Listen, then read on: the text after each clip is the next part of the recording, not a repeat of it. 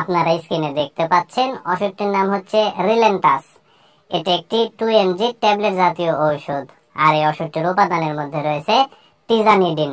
আর এই ওষুধটি উৎপন্ন করেছে বাংলাদেশের সুনামধন্য ওষুধ কোম্পানি বেক্সিমকো ফার্মাসিউটিক্যালস লিমিটেড। বলতে গেলে বিভিন্ন কারণে পেশির টোন বৃদ্ধি এবং মাংসপেশির খিঁচুনিতে ওষুধটিকে ব্যবহার করা হয়।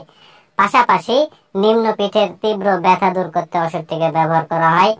ড্রাগ প্রত্যাহারজনিত মাথা ব্যথা দূর করতে ওষুধটিকে ব্যবহার করা হয়। অনিদ্রাতে ওষুধটিকে ব্যবহার করা হয়। মাইগ্রেনে ওষুধটিকে ব্যবহার করা হয়।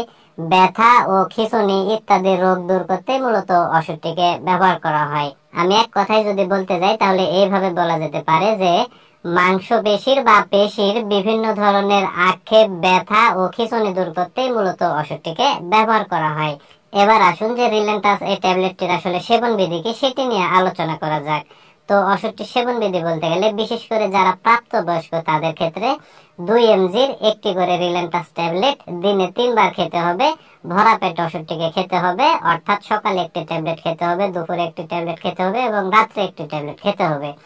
আর রিলেন্টাস এই ট্যাবলেটটির পার্শ্ব প্রতিক্রিয়ার কথা যদি বলতে যাই তাহলে পেশির দুর্বলতা হতে পারে, ডায়রিয়া হতে পারে, বমি বমি ভাব ও বমি হতে পারে, শুষ্ক মুখ হতে পারে, ক্লান্তি হতে পারে, মাথা ঘোরা ভাব হতে পারে, অনিদ্রা হতে পারে ইত্যাদি। তো সাধারণত এগুলোই হচ্ছে ওষুধটির পার্শ্ব